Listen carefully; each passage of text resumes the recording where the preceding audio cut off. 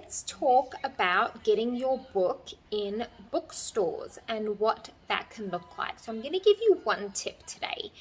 If you want to get your book in a smaller indie bookstore, so by indie bookstore I mean not your big chains like Barnes & Noble, QVD, all of those sorts of kind of large chain stores that you know are everywhere, but more like your local independently owned bookstores. There are several things that you can do to really up your success to do that. Sorry, I'm cooking dinner. The alarm's going off. But one of them is to not just know it exists online, but to actually go into store, support them, spend time there, buy from them, because they will be more likely to support you if you have supported them. They're a business owner just like you are, and plus that's just being a good, decent human, right?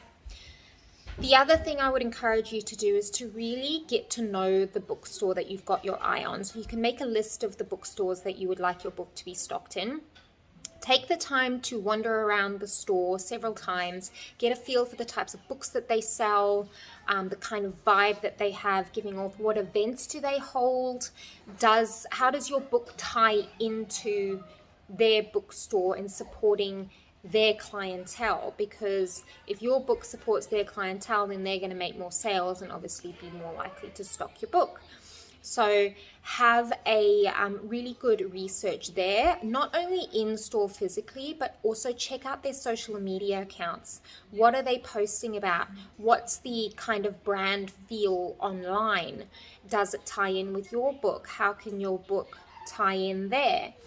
And get to know the owner of the bookstore. So these independently owned bookstores are often small businesses, so they're usually owned by one or two people. So you can actually do a bit of a background check on them. What do they like? What do they not like? How do they speak? Do they have a sense of humor? If so, what type is it? And really getting to know them and nurturing a relationship with them if at all possible. And those are kind of a multitude of ways that you can really start to cultivate a relationship, because business is about relationships, okay?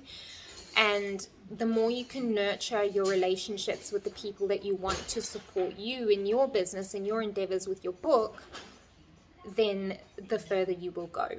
So let me know if you've got any comments, any feedback, and I hope you enjoyed today's tip.